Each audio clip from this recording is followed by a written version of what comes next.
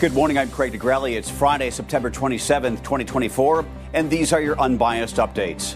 Hurricane Helene makes landfall in Florida overnight as a major Category 4 storm, leading to massive power outages and at least 3 people killed. We'll bring you the storm's latest path. And a Major League Baseball team plays its final game after 57 years. We have the emotional moments from Oakland. From the Straight Arrow News Studio, bringing the stories that matter to you from across the United States and around the world. These are today's Unbiased Updates. At least 3 people are dead as Hurricane Helene has now weakened to a tropical storm after making landfall in Florida's Big Bend area as a major Category 4 hurricane. Helene bringing the anticipated life-threatening storm surge, strong winds, and heavy rains as it batters Georgia. Meteorologists say just because the storm has weakened significantly does not make it less dangerous. Authorities in Florida had to rescue people who were trapped after the massive storm passed. This morning there is heavy flooding. One person was killed on I-4 near Tampa when a sign fell on their car. Authorities in Wheeler County, Georgia, also say 2 people were killed when an apparent tornado overturned a mobile home. Right now, more than 1 million people in Florida are without power and hundreds of thousands more in Georgia. That number is steadily growing. Power outages linked to Helene have also been reported in South Carolina and North Carolina. The National Hurricane Center says tropical storm conditions will be felt throughout the southeast today, with strong, damaging winds likely to, quote, penetrate as far inland as the higher terrain of the southern Appalachians. President Donald Trump says he will meet with Ukrainian President Zelensky to hear his victory plan. This after there was some doubt whether the meeting between the two would occur after both Trump and Zelensky have been critical of each other. That meeting is set to happen at Trump Tower in New York this morning. On Thursday, the Ukrainian president met with both President Joe Biden and Vice President Kamala Harris to discuss his plan to defeat Russia. Biden is pledging to send billions of dollars more in missiles, drones, weapons, and supplies, while Harris told Zelensky recent calls for Ukraine to give over some of its land to Russia are, quote, dangerous and unacceptable.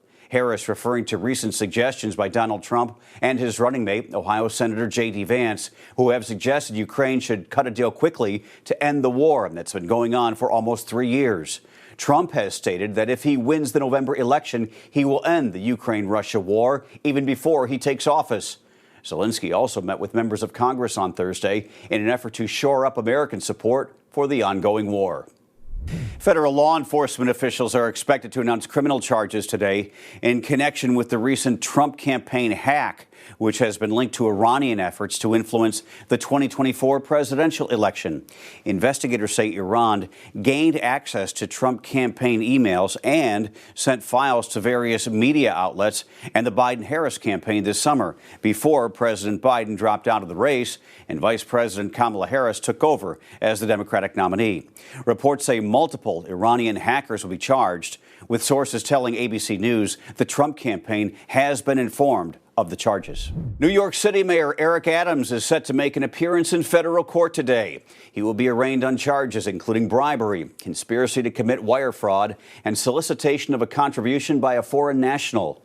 According to a 57-page indictment unsealed on Thursday, Adams accepted illegal campaign donations, including those from Turkish nationals in exchange for political favors for about a decade, including backing the construction of a Turkish consulate in New York City.